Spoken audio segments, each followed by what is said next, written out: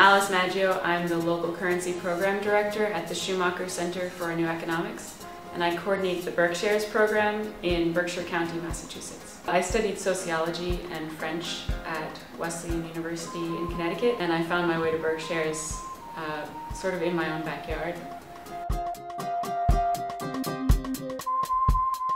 This is our currency, BerkShares, and we have 1s, 5s, 10s, here's a 10, and 20s and 50s. And they all feature local heroes and local artwork.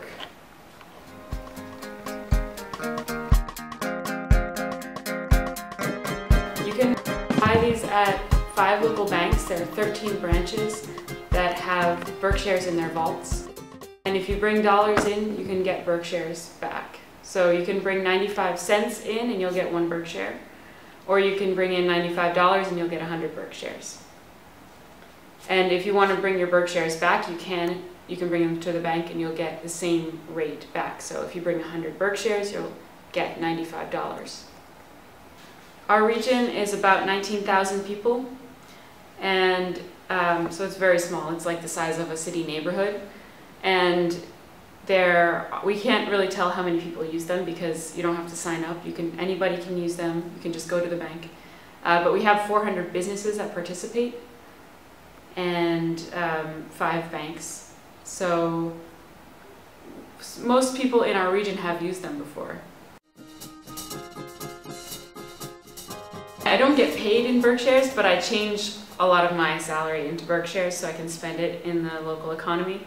Lots of coffee shops and restaurants take BerkShares, grocery stores, dentists, accountants, and excavators, and there is a landlord in Pittsfield who takes BerkShares.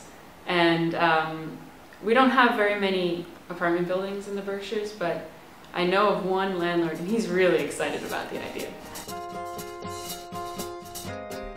BerkShares were started in 2006. They were issued in 2006. But they come from a long history of experimentation with local currency in our region. In the early 90s, there was a deli that issued deli dollars as a way to finance their move from one location to another because they couldn't get a bank loan.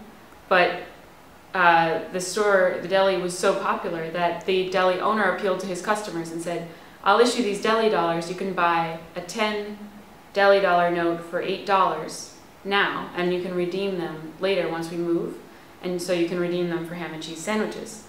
And in a month, he made all that he needed to move.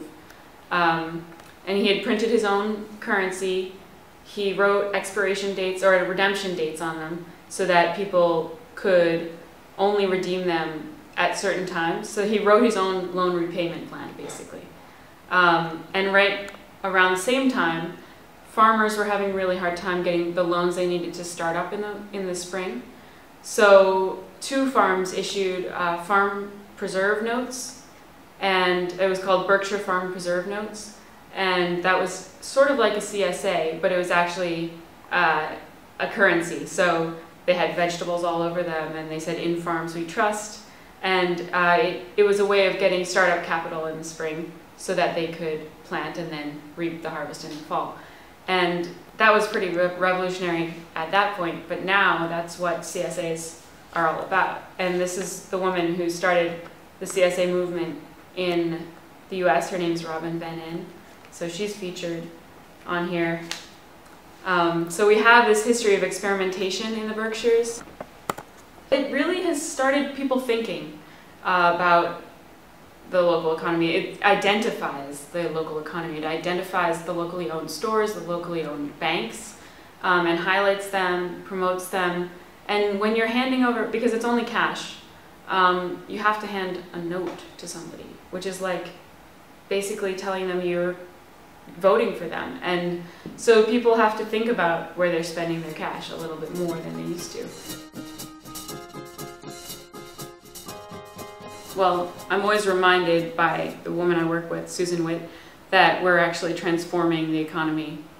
And I don't like to it's frustrating to just try to patch up problems. And I think when I studied sociology, we were learning about all these problems that are so deep-rooted and not really finding solutions. Everything sort of felt wrong.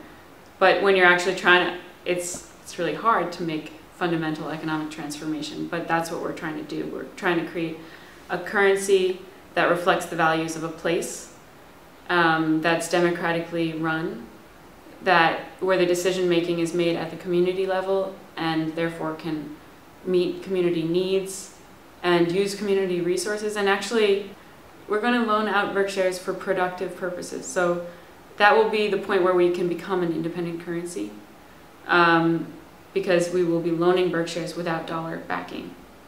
And that will have to be a community decision. So we'll have a BerkShares loan committee that's made up of community members. But at that point, where you're actually supporting businesses to grow and to come into being, then people can see the point more. So, and it won't be for consumer loans, it'll be productive loans that are, for example, for technology. Usually productive loans are for technology. So the currency is like a small amount of currency will go out to create a lot of production. And will this currency use interest then? Or? The loans will be interest-free, but there will be a one-time fee for each loan to help support the loan program.